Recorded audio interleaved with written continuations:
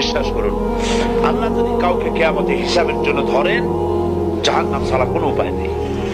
হিসাবের জন্য যদি আল্লাহ তার কোনো বান্দাকে ধরেন, জাহান্নাম ছাড়া কোনো উপায় নেই। সেই জন্য আল্লাহর কাছে এই দোয়া করতে হবে, আল্লাহ পাক তুমি আমার হিসাব নিবা না, আমাকে ক্ষমা করে দিও। তুমি যদি কিয়ামতের দিন আমাকে প্রশ্ন করো যে যৌবন কাটাইছো কোন পথে, আমি তো জবাব দেওয়ার পথ রাখি নাই। আমি তো আমার যৌবনকে নষ্ট করে ফেলেছি। তুমি যদি প্রশ্ন করো টাকা পয়সা কামাই করেছো কোন পথে, আমি তার জবাব দেওয়ার পথ রাখি নাই। যদি প্রশ্ন করো কোন পথে খরচ করেছো, আমি সেটারও পথ রাখি নাই, নষ্ট করে ফেলেছি। তুমি আমাকে ক্ষমা করে দাও।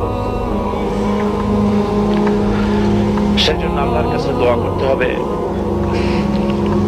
রব্বানা আতিনা ফিদ দুনিয়া হাসানাতান ওয়া ফিল আখিরাতি হাসানা ওয়া কিনা আযাবান নার ওয়া আদখিলনাল জান্নাতা মাআল আবরার ওয়া আদখিলনাল জান্নাতা বিগাইরি হিসাব। আল্লাহ, তোমার নেককার বান্দাদের সাথে আমাকে জান্নাত দিও, আর তুমি দয়া করে কিয়ামতে আমার কোনো হিসাব দিও না।